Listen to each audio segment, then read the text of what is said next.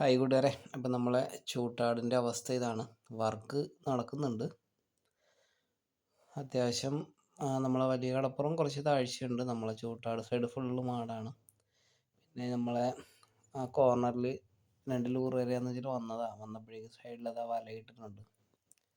അപ്പോൾ വലയിട്ടത് കാരണം എന്തായാലും ലൂറ് എറിയാൻ കഴിയില്ല. അപ്പോൾ എന്തായാലും ഞാൻ പിന്നെ വേറെ ബൈറ്റൊന്നും മേടിച്ചിട്ടുമില്ലായിരുന്നു. അപ്പോൾ കുറേ ദിവസമായി മീൻ പിടിക്കാൻ വന്നിട്ടും പിന്നെ എന്താ അവസ്ഥയെന്നും അറിയില്ലല്ലോ. അപ്പോൾ എന്തായാലും ഇവിടെ നിന്നൊരു ശംഖ് ഇഷ്ടം പോലെ കാണുന്നുണ്ട്. ഒരു ശംഖിനെ പൊട്ടിച്ചിട്ട് നോക്കാം. അത്യാവശ്യം നമുക്ക് ശംഖിൽ കൂടുതലായിട്ട് കിട്ടുന്നത് ചെമ്പല്ലി, ഏരി ഈ ഭാഗത്തുണ്ടെങ്കിൽ ഗ്യാരണ്ടി ആയിട്ട് മീൻ ബൈറ്റ് എടുക്കും, ഇരയെടുക്കും. അപ്പോൾ എന്തായാലും ഒരു ശംഖിനെ എടുത്തിട്ട് നോക്കാം.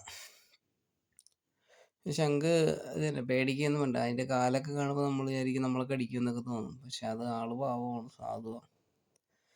അപ്പോൾ തലയുടെ സൈഡ് പുറത്തുനിന്ന് പതുക്കെ പൊട്ടിച്ചിട്ട് തലയിൽ പിടിച്ചിട്ടൊന്ന് കുടഞ്ഞു കഴിഞ്ഞാൽ ഇളകി വരും. എന്തെങ്കിലും കിട്ടാതിരിക്കില്ല. എന്തായാലും ഞാൻ എറിഞ്ഞു നോക്കട്ടെ. അത്യാവശ്യം അതിൽ കൂടുതലും കിട്ടിയിട്ടുള്ളത് ചെമ്പല്ലിയും ഏരിയും. വെള്ളേരി നല്ല റിസൾട്ടാണ്.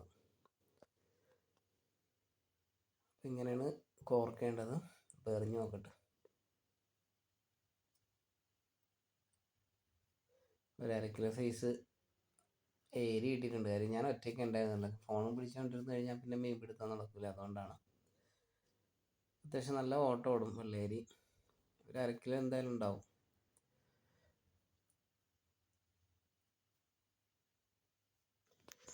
പിന്നെ കാര്യമായിട്ടൊന്നും കിട്ടിയില്ലായിരുന്നു. പിന്നെ അങ്ങനെ രാത്രി ചെറിയ അൾട്രാലൈറ്റ് ജിഗുമായിട്ട് ഇറങ്ങിയതാണ്. അപ്പോൾ നമ്മളെ ലിറ്റിൽ ജാക്കിൻ്റെ 5 ഗ്രാമിൻ്റെ ജിഗും നമ്മളെ ടെയിൽ വാക്കിൻ്റെ 8 LB ഫ്ലൂറോ കാർബണാണ്. അപ്പോൾ അത്യാവശ്യം മീൻ കിട്ടുന്നുണ്ട്. എന്തായാലും ഇന്നിപ്പോൾ നാളെ വലിയ കടപ്പുറം പോയി നോക്കാം കുളവനേറ്റം കിട്ടാൻ ചാൻസ് ഉണ്ടോ എന്ന്. അപ്പോൾ എല്ലാവരും സപ്പോർട്ട് ചെയ്യുക.